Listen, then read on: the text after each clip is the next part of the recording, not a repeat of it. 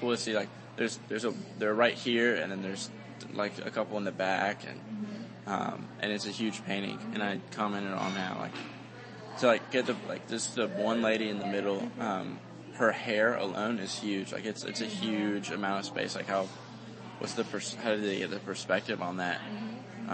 They'd have to be really far back or like lay it down or be really high up to be able to see like where to paint where.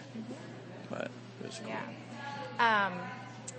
Did you think of looking for like space depth or space shape depth or space specifically, or like did you consciously look for those things in the works? Or no, I just didn't. Stood out to you, so it caught your attention. It just kind of would stand out. I mean, shape. When I would like look at the pieces, I would look for like what shapes or like what's going on here, but I wasn't thinking in my mind about depth or space necessarily. So when I asked the question, you recalled some of those things. Does the method or technique of how the work is done influences your thoughts about it? Yes, like for example, the peacock one. I just thought it was like a painting at first, and then I looked at it closer. And I could see the wood, and then I read the plaque, and it said it was just pieces of inlaid wood. And like how it's made is important. Like another one was like cutting the cloth. That was pretty cool. The bed promised the hand. That one. Yeah. Yeah. How it's made is interesting. So you usually pay attention to how things are made then in artwork. And can you usually tell just by looking at it how it's made? It depends, because sometimes your first perception of it isn't always true. If I look at it closely, then perhaps I'd say I could probably figure out how it's made. Did you have a favorite? Or a least favorite? I don't think so. I like the Jenga piece. Yeah. Why do you think you like that one in particular?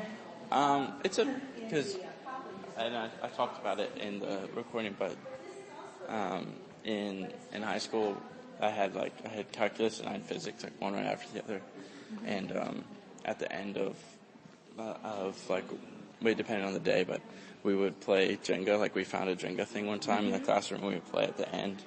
And it was really fun, and it was really intense. Like we'd spend like one game was probably like 35 minutes long.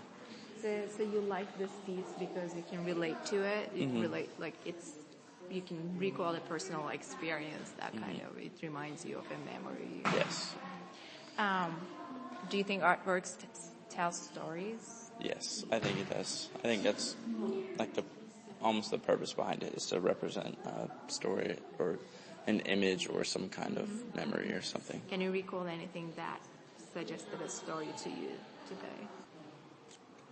The wall over there, I can't remember what it's called. It's like gray basically, and it's got like 3 panels with three the letter. panels. And, yeah, that's keyfire painting. I think it's untitled. Okay. I read the plaque, and I think it was representing a story of like Germany, post-war Germany, and it looked like in like movies like Fury or like War Horse, like where you see like the gritty kind of bits of war and like in Germany and stuff. Then it looks like it just looks like mud, and it's like kind of like a blank with like barbed wire and granite, and it's like a random item and a crooked kind of industrial kind of thing vibe going with the ladder. And so I think it was telling a story about that. So I was going to ask you about the blue painting and these two as well. So what do you see? What do you pay attention to? What stands out? What does it make you think?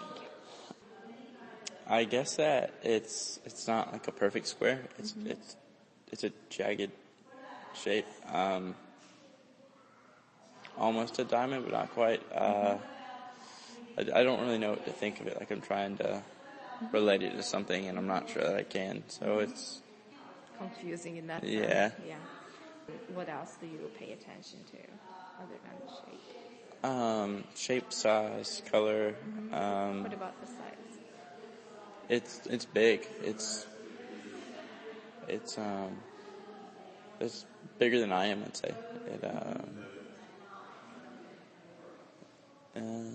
The edges are sharp. The corners? Or the edges? Yeah. Oh, yeah. The corners. That's what I meant. Okay. The corners are like really sharp. I mean, the edges are straight. But and it's not part of the art, but the shadow outline behind it too. Right. You pay attention to the shadow. What else? You talked about. I mean, you mentioned the color of it. What do you think about its color? It reminds me of Kentucky, University of Kentucky's color is blue. It's a Duke blue too, sort of. My sister goes to Kentucky, and my parents went there, so they have a bunch of Kentucky shirts and stuff. So that color reminds. Color. Yeah. Were you curious? Did you read what it said? I read like the very beginning of it, but not. I just read the blue panel, and then I didn't read it. Were you interested in it in any way, or just because you have no idea what's going on, that's why you kind of glanced at the description? I figured I didn't know what to think of it because it was Empty? It was just a huge. So it has its own designated space. So the same amount of space that this takes up is the same amount of space that this one piece is given to be by itself. So you were curious why? I want you to read the description. Okay. So I guess it's saying that his paintings incorporate the space around it too into like the image of the artwork. So it's not just a blue canvas; it's a shape that kind of takes on its environment almost. Does it change how you were experiencing the work, knowing the idea behind it? It does change how you experience it in general, and like specifically reading it. It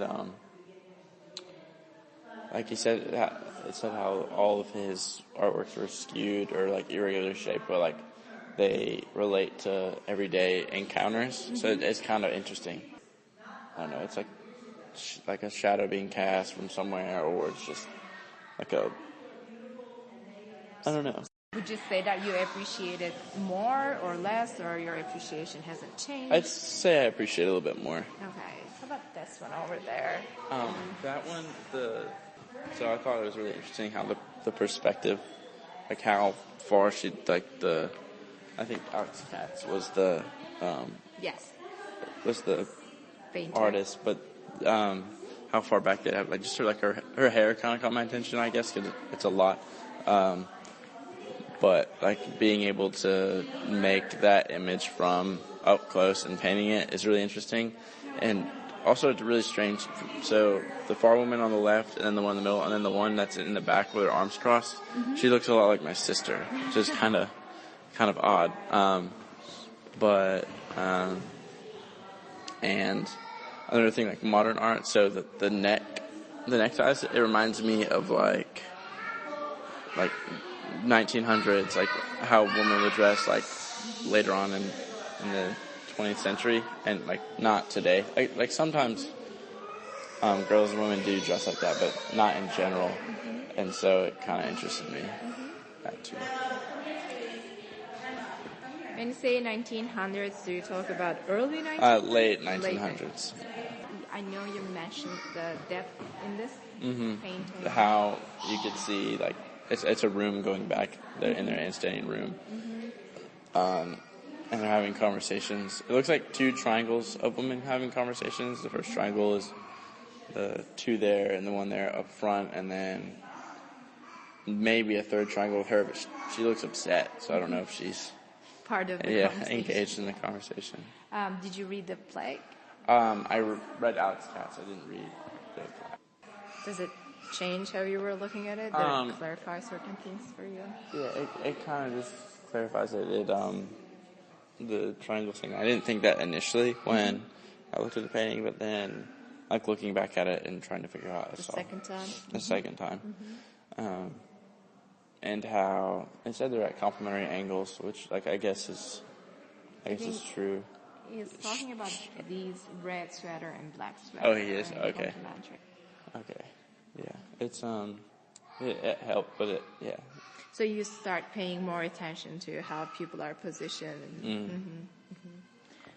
Did you look at the year of when it was made? It's not 75. Yeah. So it is like in the The it's late 1900s. 1900s. The outfits are